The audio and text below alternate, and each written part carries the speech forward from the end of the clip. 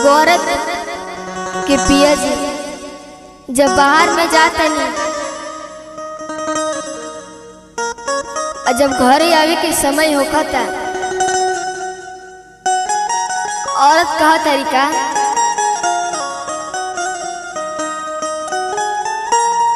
कि जाइब अरे नौकरी पे अभी से ना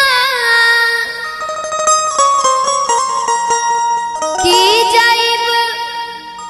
अरे नौकरी पे अभी से ना कहिए बलम जी घरे छुट्टी लेके अवधि कुछ दिन रहिए बलम जी घरे छुट्टी लेके अवधि कुछ दिन रहिए बलम जी कि जाइब नौकरी पे अभी से ना कि जाइब नौकरी पे अभी से ना कहिए बलम जी घरे छुट्टी लेके अवधि कुछ दिन रहिए बलम जी घरे छुट्टी लेके अवधि कुछ दिन रहिए बलम जी।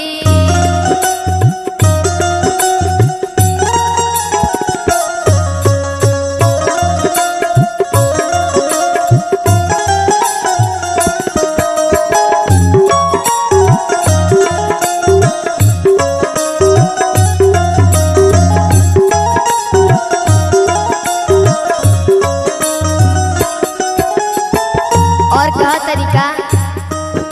कई दिन पतर हुआ बाहर से घरे आवत नहीं ओहू में जाए के लत लागल बैठे कहा तरीका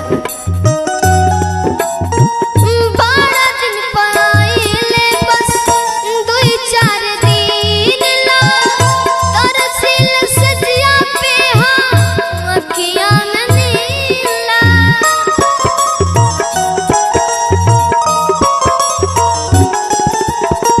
12 दिन पाइले बस 2-4 दिन ला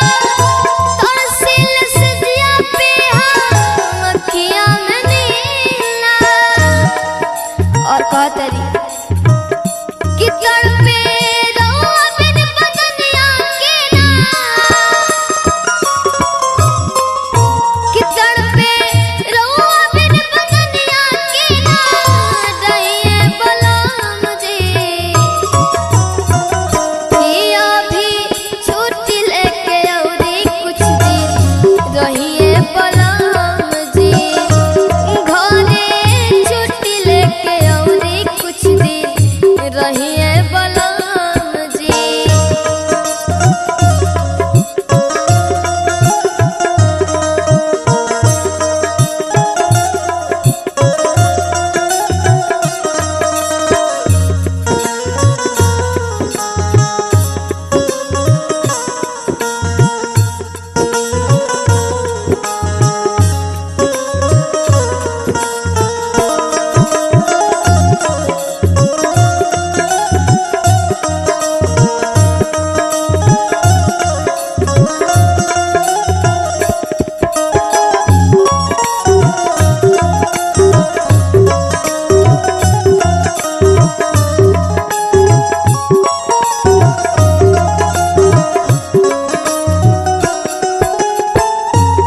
अंत में